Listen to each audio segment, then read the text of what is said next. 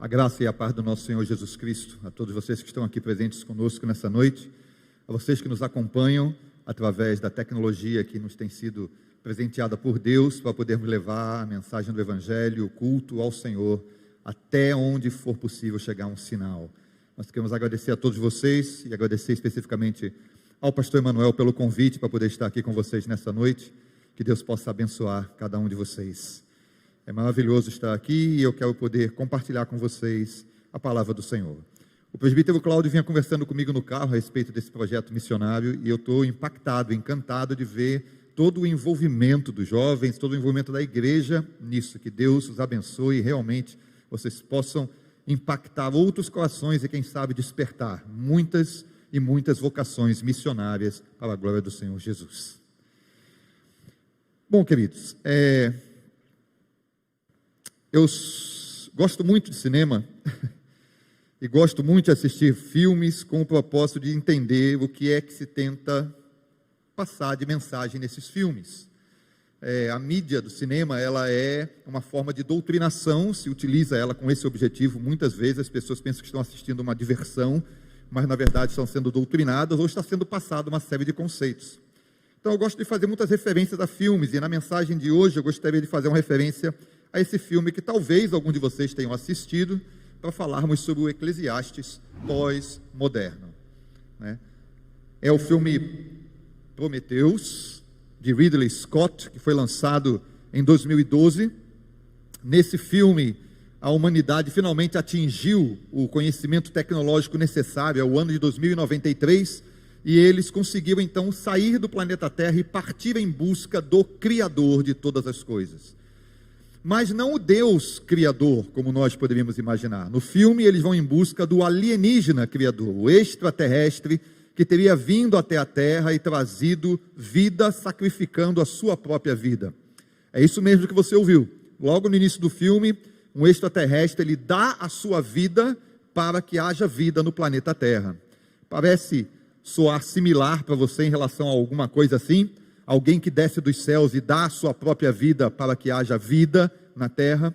Não é por acaso. O Ridley Scott, ele é conhecido por estar tentando transformar a mensagem do cristianismo numa mensagem que é de um niilismo, de uma perda de significado completo para aqueles que creem em Deus, que tudo se resume à tecnologia e tudo se resume a seres extraterrestres. Há muito tempo que ele trabalha com isso e faz esse tipo de mensagem. Mas enfim, quando os seres humanos chegam no planeta onde esse Criador deveria viver, ou numa das luas, eles encontram um lugar ermo, vazio, um deserto. Não há nada ali a não ser estruturas muito antigas. E então o filme mostra o androide David, que foi criado à imagem e semelhança do seu Criador humano, e ele fala uma frase clássica do cinema. Ele diz: não há nada no deserto, e nenhum homem precisa de nada. Essa frase foi tirada do filme Lawrence das Arábias, de 1962. E, uma vez mais, o objetivo é inculcar nas pessoas o sentido de que nada existe, nada faz sentido e ninguém precisa de nada, que somos um grande nada. Então, quando esse androide e os seus criadores e todos os humanos finalmente encontram aquele gigante, o criador de todas as coisas na Terra, aquela raça que deu vida ao planeta Terra, eles chegam como quem chega diante de Deus, em humildade, em contemplação, em desejo de receber alguma coisa de lá. No centro do filme existe esse homem de mais de 100 anos de idade, ele está com 103 anos de idade, e o objetivo dele é poder chegar lá para encontrar a imortalidade. Ele quer se encontrar com o Criador para pedir que o Criador dê a ele imortalidade e ele não morra, já um idoso bastante decrépito. E o que acontece na cena do filme é algo que deixa todo mundo que assistiu pasmo, porque o gigante Criador, o Deus da humanidade, ele é assaltado de fúria, arranca a cabeça do androide, joga ela no chão, junto com o homem, esse senhor de idade, mata todo mundo. E aí, nos seus últimos momentos finais, enquanto esse senhor, já de 103 anos de idade, que queria a imortalidade, está nos seus últimos suspiros morrendo, diante da cabeça do androide que ele criou, que também está ali, ele vira e fala uma frase que é novamente com o objetivo do Ridley Scott: não há nada. E o androide responde: eu sei, boa viagem para o nada. Pode parecer assim um absurdo, ou pode parecer que para a gente não faz sentido, mas esse é e tem sido a forma de encarar a vida de milhares ou milhões de pessoas em todo o mundo. Não há nada, e nada faz sentido. Se nós pararmos para pensar nessa pandemia que atingiu o planeta Terra, milhares de pessoas, e a contabilidade agora está na casa dos milhões, né? Elas perderam as suas vidas pelo quê? Os planos, os projetos. Quantas pessoas tinham tantos projetos e não deu em nada? Quantas pessoas tinham esperança de que ia ser um ano melhor e ele foi um ano pior? E quantos talvez que nós até mesmo conhecemos ou temos como parentes ou amigos ou conhecidos dos nossos amigos pereceram simplesmente do nada. Um vírus que ninguém consegue nem enxergar, a não ser em fotos de microscópio eletrônico, e que ceifa a vida de pessoas. E é inevitável que o nosso coração fique questionando: qual é o objetivo disso tudo? Qual é o propósito disso tudo? Quantos e quantos jovens e crianças estão começando a manifestar problemas e sintomas de problemas psicológicos devido a uma quarentena prolongada, devido a um tempo muito grande afastado. Nós somos seres sociais e nós estamos sendo obrigados a ter um distanciamento social. E isso afeta a nossa qualidade de vida e psíquica também. A pergunta fica aí: qual é o objetivo disso tudo? Qual é o propósito? Então eu convido você nessa noite a refletir comigo no texto de Eclesiastes capítulo 12, versículos de 1 até o 8. Se você puder abrir a sua Bíblia. Se você que está nos acompanhando pela internet e não tiver uma Bíblia, não se preocupe. Nós vamos fazer a leitura do texto aqui no vídeo. Eclesiastes capítulo 12, versículos de 1 a 8. Esta é a palavra de Deus sendo lida agora. Eclesiastes 12, de 1 a 8. Lembra-te do teu Criador nos dias da tua mocidade, antes que venham os maus dias e cheguem os anos dos quais dirá: não tenho neles prazer. Antes que se escureçam o sol, a lua e as estrelas do esplendor da tua vida, e tornem a vir as nuvens depois do aguaceiro. No dia em que tremerem os guardas da casa, os teus braços, e se encurvarem os homens outrora fortes, as tuas pernas, e cessarem os teus moedores da boca, por já serem poucos, e se escurecerem os teus olhos nas janelas, e os teus lábios, como as portas de rua, se fecharem. No dia em que não puderes falar em alta voz, e te levantares a voz das aves, e todas as harmonias, filhas da música, te diminuírem. Como também quando temeres o que é alto, e te espantares no caminho, e te embranqueceres como floresce a amendoeira, e o gafanhoto te for um peso, e te perecer o apetite, porque vais à casa eterna, e os pranteadores andem rodeando pela praça, antes que se rompa o fio de prata, e se despedace o copo de ouro, e se quebre o cântaro junto à fonte, e se desfaça a roda junto ao poço, e o pó volte à terra como era, e o espírito volte a Deus que o deu. Vaidade de vaidade, diz o pregador, tudo é vaidade. Esse é um texto, irmãos, profundamente existencialista, porém, um texto que remete à vaidade da existência sem Deus. Embora o livro de Eclesiastes tenha sido escrito de uma forma poética, mas também reflexiva, ele é um livro que muitas vezes nos faz pensar: como é que pode estar escrito isso aqui na Bíblia? Até parece que esse homem nem tem Deus. E nós vamos tentar refletir um pouquinho sobre o porquê disso tudo. Bom, eu havia combinado com o pastor Emanuel, ele me pediu e eu conversei com ele de que na sua viagem a João Pessoa, a mensagem que eu fosse trazer ia trazer pelo menos um versículo em homenagem a ele. Então, pastor Emanuel, promessa cumprida, está aí o versículo 3 de Eclesiastes 12 em sua homenagem.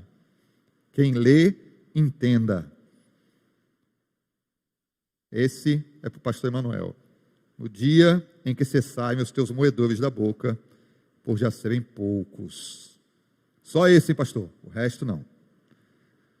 Queridos, o nome Eclesiastes é a tradução da palavra hebraica Koheleth, que significa simplesmente aquele que convoca uma assembleia, ou um pregador. Tradicionalmente, esse livro é atribuído ao rei Salomão, porque lá em Eclesiastes capítulo 1, versículo 1, ele se identifica como filho de Davi, rei de Jerusalém. E é um texto que é recheado de sabedoria, e também é um texto onde ele testemunha de que ele foi muito rico, muito poderoso, teve casas, plantou vinhas, teve servos, teve servas, teve mulheres, amantes, todo tipo de coisa. Então, se tornou natural que se atribuísse, embora não haja nenhuma prova escriturística disso, que esse texto pertence ao rei Salomão, no final da sua vida, já idoso, fazendo uma reflexão sobre todos os anos em que ele viveu, tudo o que ele teve, tudo o que ele atingiu, tudo o que ele conseguiu, mas como a Bíblia relata, no fim da sua vida, o seu coração se afastou de Deus, se desviou dos caminhos do Senhor, e ele se deixou levar apenas pelos desejos da carne, e passou a desconsiderar a vontade de Deus. Então se encaixaria perfeitamente uma reflexão assim, de um homem que foi tão poderoso, tão rico, tão cheio de coisas, fez tudo o que ele queria na vida, mas ao final da sua vida ele foi se afastando de Deus. E quando ele chega naquela faixa etária onde a morte se torna aparentemente inevitável, ele faz essa reflexão e ele entende: foi vaidade de vaidade. Tudo o que eu tentei, tudo o que eu quis, tudo o que eu conquistei, tudo aquilo foi vaidade. Porque sem Deus, longe de Deus, tudo se torna vazio. Qual é o propósito de todas as coisas quando nós não temos a presença de Deus? É por isso que nesse mesmo capítulo 12, onde ele abre esse poema, é o último capítulo do livro, e ele abre esse poema com um tom deprimente de que tudo é vaidade, vai chegar um período em que tudo vai passar. Ele encerra, se você novamente puder abrir lá, no versículos 13 e 14, dizendo: de tudo o que se tem ouvido, o resumo é: teme a Deus e guarda os seus mandamentos, porque isso é o dever de todo homem. Porque Deus há de trazer a juízo todas as obras, até as que estão escondidas, quer sejam boas, quer sejam más. O resumo é que sem Deus, nada faz sentido. Que o sentido que é dado a nós na vida, ou na morte, na juventude, ou na velhice, à medida em que os anos passam e nós crescemos, ou muitas vezes decrescemos, há progresso financeiro e às vezes há queda. Muitas vezes gozamos de saúde plena e outras vezes somos pessoas com várias enfermidades e que batalham a cada dia para permanecer. O sentido de tudo isso é: sem Deus, tudo é vaidade, não faz diferença, porque sem Deus, tudo é efêmero, passa. O salmista diz que os anos da vida de um homem são 60 e 70, e se ele tiver muito vigor, vai subir um pouco mais do que isso, mas depois disso, tudo é enfado e canseira. Ensina-nos a contar os nossos dias, de maneira que alcancemos um coração sábio. A chegada dessa pandemia, ela trouxe para a nossa realidade, eu falo a realidade do mundo cristão ocidental, a volta da presença, ou a presença daquilo que nós durante muito tempo gostamos de colocar de lado, chamado morte. A nossa sociedade, ela vive como se a morte não existisse. A nossa sociedade vive como se não houvesse nunca risco de vida para nenhuma pessoa, ou risco de morte, como se diz hoje em dia. Para a nossa sociedade, a morte parece ser apenas uma fatalidade, algo que pode acontecer, algo que ninguém esperava. Mas a grande realidade bíblica, irmãos, é que a morte faz parte do ciclo da vida. Que todo aquele que nasce há de morrer. Que todo aquele que um dia nasceu enfrentará isso. nós é que passamos a viver como se ela fosse um conto de fadas ou alguma coisa da qual não se fala. Virou tabu. Nas sociedades passadas, especialmente antes do século XIX, quando existe todo aquele impulso tecnológico e as descobertas científicas e da medicina, mas todas as sociedades passadas do século XVIII para trás, elas conviviam com a morte como uma coisa natural. A morte de crianças, a morte de parentes, seja por guerra, seja por enfermidade, seja por falta de nutrição, fazia parte do cotidiano. Então nós atingimos um patamar de excelência de vida, onde a morte passou a ser vista apenas como um acidente de percurso, uma coisa que não deve acontecer, vamos fingir que ela não existe. E aí somos surpreendidos nesse ano de 2020 com uma pandemia que escreve na testa da gente, ou diante do espelho todos os dias: eis que a morte jaz à porta. Ela está aí, batendo ali. E nós tentamos e devemos nos proteger e nos guardar. Nós, embora tenhamos esperança de vida eterna, não somos suicidas, mas nós precisamos ter a convicção de que a minha vida, a vida de cada um de vocês, a vida de você que está nos assistindo, está nas mãos do Senhor. Ele é o dono de toda a vida. Ele é o autor da vida e a só Ele cabe determinar o período e o tempo de vida de cada pessoa. E essa tem sido a grande dificuldade do mundo pós-moderno sem Deus. Porque quando eu não aceito a existência de Deus, ou quando eu não aceito a presença de Deus, ou quando eu rejeito Deus, eu não aceito que alguma coisa controle a minha vida. Mas o cristão bíblico que tem confiança e esperança em Deus, ele sabe e diz com o coração quebrantado: só Tu és Senhor. Só existe um Senhor dos céus e da terra, que controla todas as coisas e determina todas as coisas, porque Ele é Deus soberano sobre todas as coisas. Então somos impactados com a efemeridade da nossa vida e somos impactados com a fragilidade do nosso viver, mas nós não podemos ser impactados com a incerteza da vida, porque nós temos certeza de uma coisa, e eu queria que dessa noite você pudesse ir para casa dizendo e repetindo dentro do seu coração: eu sei em quem eu tenho crido, e que Ele é poderoso para salvar-me. É importante que a gente saia daqui com isso, a não ser que você não saiba em quem você tem crido, a não ser que Deus seja apenas um nome, a não ser que a igreja seja apenas um local onde você é trazido pelos seus pais ou parentes, onde você cresceu, mas não tem um relacionamento. Mas se existe um relacionamento seu com o Criador, que nesse relacionamento você possa afirmar o seu coração: eu sei em quem eu tenho crido, a minha vida está nas mãos dEle, eu tenho essa segurança para com Ele. Esse capítulo 12 de Eclesiastes, que relata o processo de envelhecimento, ele fala metaforicamente, de uma forma poética muito bonita, né? Que as janelas vão se embaçando, que a boca vai se fechando, que os ombros vão ficando curvados, as pernas se enfraquecem, os dentes já não conseguem mais mastigar, e ele vai gradativamente mostrando esse declínio elegante que deveria ser a velhice.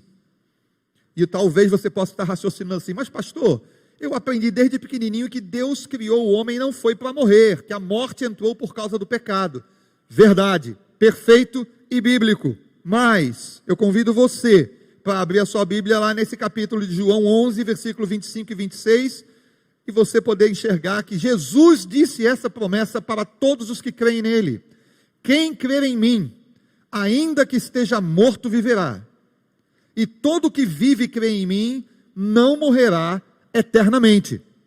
Palavras do Senhor Jesus para todo aquele que crê nele. Mas ainda assim, crentes e cristãos fiéis, que creem em Cristo Jesus e vivem a sua vida dedicada a Ele, continuam morrendo. Aonde foi parar a promessa do Senhor? É porque a promessa do Senhor é que não morrerá eternamente. Quem está em Cristo já passou da morte para a vida. A morte não tem domínio sobre nós. Portanto, não se coloque apavorado com ela. Coloque-se confiante no Rei dos Reis e o Senhor soberano, que tem em suas mãos o controle sobre todas as coisas.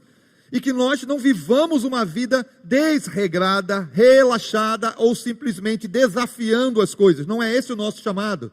O nosso chamado é para viver uma vida exemplar, que testemunhe para toda a sociedade e todos aqueles que ainda não conhecem o nosso Deus, que a nossa confiança está nele e que nós podemos viver no meio dessa pandemia, dessa angústia, nós podemos viver com uma confiança. Eu sei que o meu Redentor vive. Quem olha de fora vai enxergar apenas a morte. Poxa, o pastor fulano morreu, a irmã ciclana faleceu. Mas quem olha de dentro, nós sabemos que ele foi recolhido para os braços do Pai, que ele está agora no momento maior glória do que tinha antes, que ele descansa das suas obras e elas o acompanham, que ele agora pode ter a visão beatífica do Deus glorificado e descansar olhando a face de Cristo eternamente e se sentir recompensado com isso. E se nós não cremos mais assim, nós não somos cristãos. Não somos. Porque os cristãos que inauguraram a era do cristianismo eram homens e mulheres que enfrentavam a morte todos os dias e o dia todo. O tempo inteiro estavam arriscados a morrerem por serem cristãos, por perseguição. Nós podemos ter corrido o risco de termos nos acomodado num cristianismo ocidental, capitalista, tranquilo, descansado, onde a vida segue o seu ritmozinho e eu não preciso me preocupar, não faz marola para não incomodar. Mas esse não é o cristianismo. O cristianismo é a pedra jogada no lago, é ele quem faz a marola na sociedade, é ele quem diz, olha, despertem, acordem, a vida passa, aproveite esse momento para fazer as pazes com o teu Criador, encontra-te hoje com Cristo, entrega-te a Ele, vive a tua vida para a glória dEle. Irmãos, nós precisamos resgatar a mensagem de evangelismo e de pregação, aonde não é ameaçar as pessoas com a morte, mas resgatá-las dela, porque a morte já está presente todos os dias na vida de todas as pessoas. Nós precisamos resgatar isso de volta. Porque aqueles que não têm esperança, eles costumam raciocinar dessa maneira, né? O que existe de especial nessa vida? Vá lá no cemitério, você vai ver que todo mundo se transforma apenas em terra, em pó. Para que tanto trabalho, para que tanta preocupação? Depois os vermes vão lá e comem tudo, não tem sentido algum na vida. Mas quem tem Cristo, tem a esperança de sentido e significado. E nós precisamos resgatar essa esperança. Os que estão em Cristo se regozijam nela. Se você quiser acompanhar comigo aí em 1 Coríntios, no capítulo 15, é um maravilhoso capítulo da Bíblia, especificamente focado na ressurreição. E em 1 Coríntios capítulo 15, nesses versículos, o apóstolo Paulo nos ensina algumas coisas pelo Espírito Santo de Deus, dizendo, versículo de 12 a 14, ora, se é corrente pregar que Cristo ressuscitou dentre os mortos, como, pois, afirmam alguns dentre vós que não há ressurreição de mortos? Porque se não há ressurreição de mortos, Cristo não ressuscitou. E se Cristo não ressuscitou, é vã a nossa pregação e é vã a nossa fé. Versículo 19, se a nossa esperança em Cristo se limitar apenas a esta vida, somos os mais infelizes de todos os homens. Versículo de 29 a 32, de outra maneira, que farão aqueles que se batizam por causa dos mortos, se absolutamente os mortos não ressuscitam? Por que se batizam por causa deles? E por que também nós nos expomos a perigos a toda hora? Dia após dia eu morro.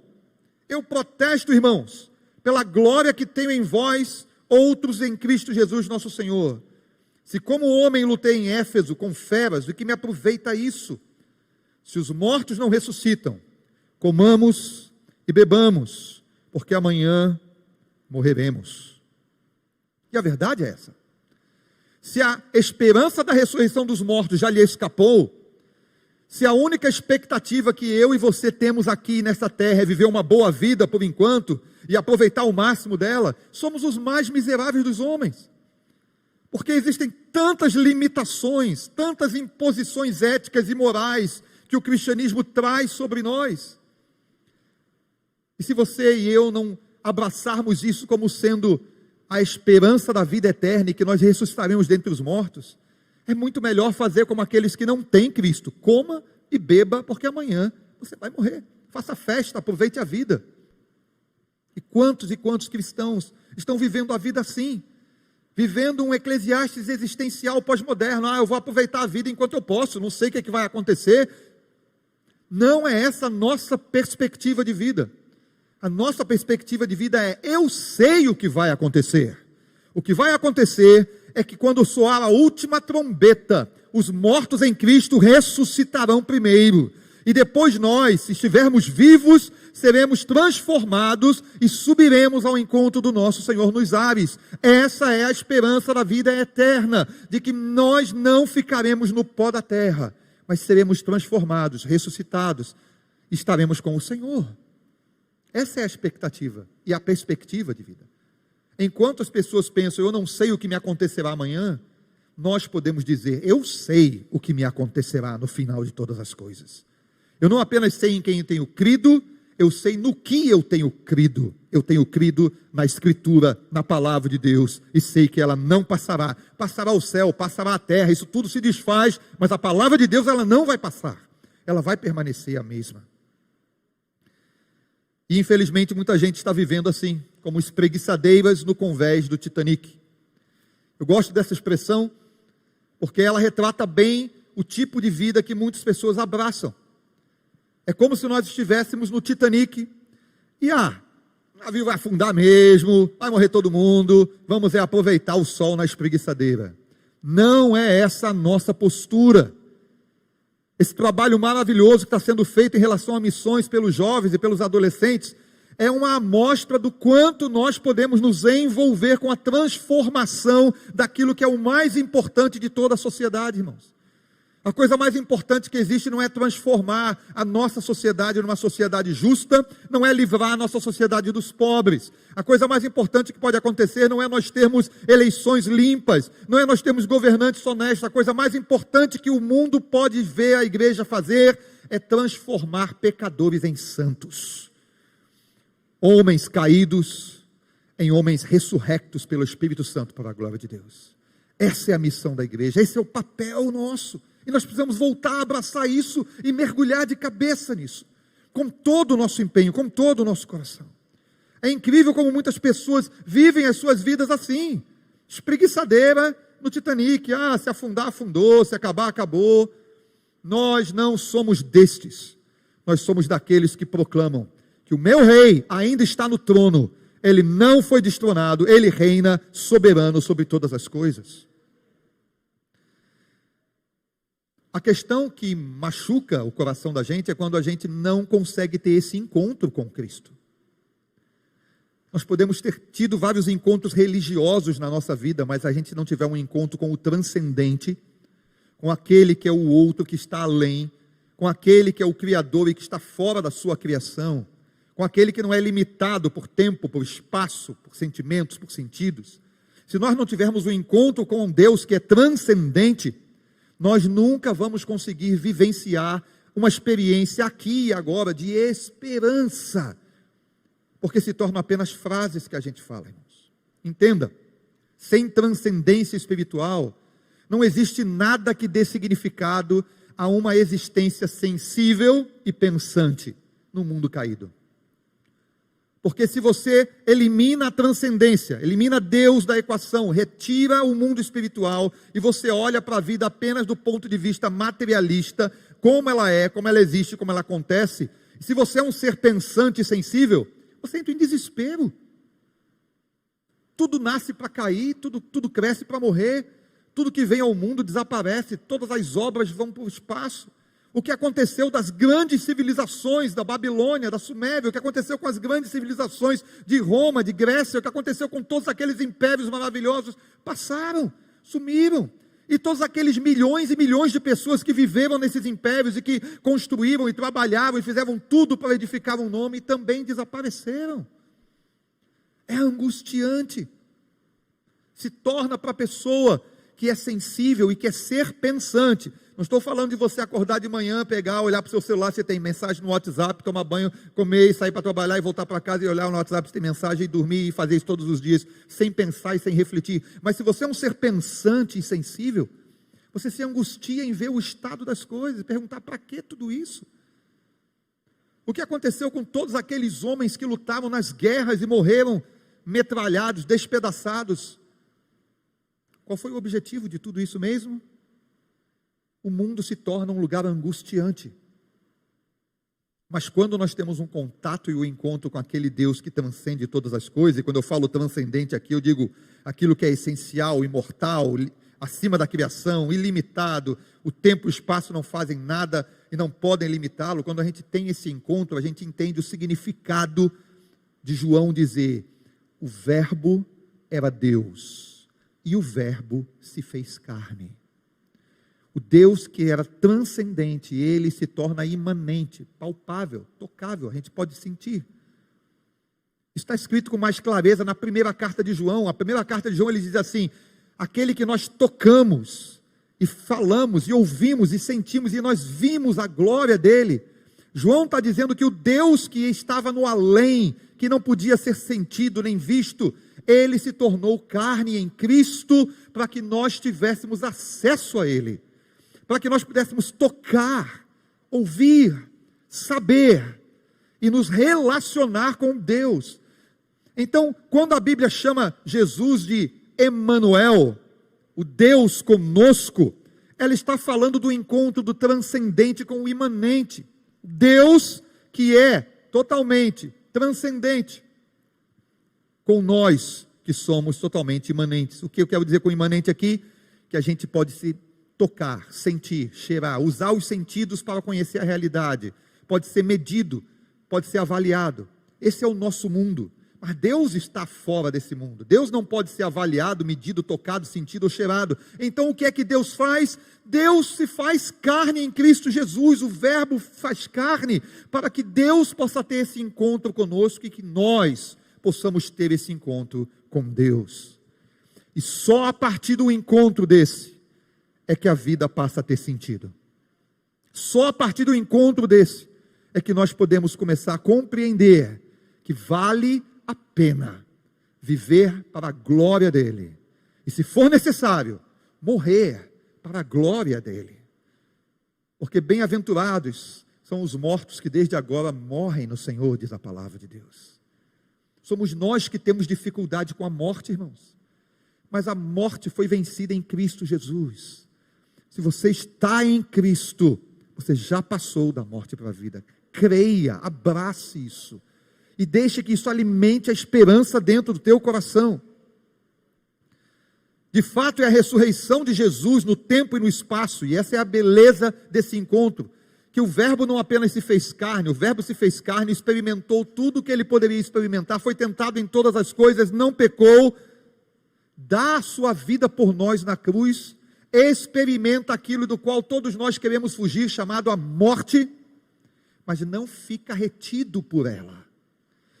Quando Jesus ressuscita, ele ressuscita no tempo e no espaço. É uma ressurreição que acontece num ponto do tempo e que acontece num ponto do espaço. Ela tem local e ela tem data. E com isso, a ressurreição de Jesus rasga o véu, abre a porta de comunicação nossa eterna para com o Pai, para com o Deus que nós antes podíamos ouvir falar, mas agora em Cristo os meus olhos conseguem vê-lo. É isso que é o cristianismo, irmãos. Porque se o cristianismo se resumir a ir para o culto, a vir no domingo ou na quarta-feira, a estar fazendo alguma coisa, uma obra social, a estar reunido com pessoas, todas as outras religiões fazem o mesmo. Existe um diferencial no cristianismo. Ele é a única religião em toda a face da terra que diz que Deus veio como o homem, morre e resgata o homem da sua condição humana perecível para nos fazer ascender até a estatura dele, de Cristo Jesus. Essa é a única religião. E ela não deveria ter um lugar entre as outras, porque ela é au concours, não tem como competir com nada. O verdadeiro cristianismo não é um lugar onde a gente se reúne. O verdadeiro cristianismo somos nós, a igreja, o corpo, a vida de Cristo fluindo continuamente. Jesus, quando vier nos arrebatar, não vai levar nada disso, mas nós estaremos com Ele para sempre nos ares, porque foi por nós que Ele morreu. Tudo isso aqui faz parte daquilo que nós podemos usar, mas nunca adorar. A nossa adoração é dele. É no encontro com o Deus transcendente que nós podemos então entender que temos responsabilidade perante Deus e perante o outro. Somente quando a gente se encontra com Deus é que a gente descobre essa realidade de que nós temos uma responsabilidade perante Deus. Tudo que nós fizermos, tudo aquilo que nós falarmos, nós daremos conta diante do Senhor. A palavra de Deus diz com toda clareza que toda palavra frívola que o homem proferia, ele dará conta ao Senhor no dia do juízo. O apóstolo Paulo escreve em Romanos que cada um dará conta de si mesmo a Deus. Nós temos uma responsabilidade nossa perante Deus e não podemos viver a vida de qualquer maneira, do jeito que eu achar que é melhor. Há uma responsabilidade ética e moral de vivermos de acordo com o padrão da palavra de Deus. Mas essa responsabilidade não é só perante Deus, é responsabilidade perante o outro.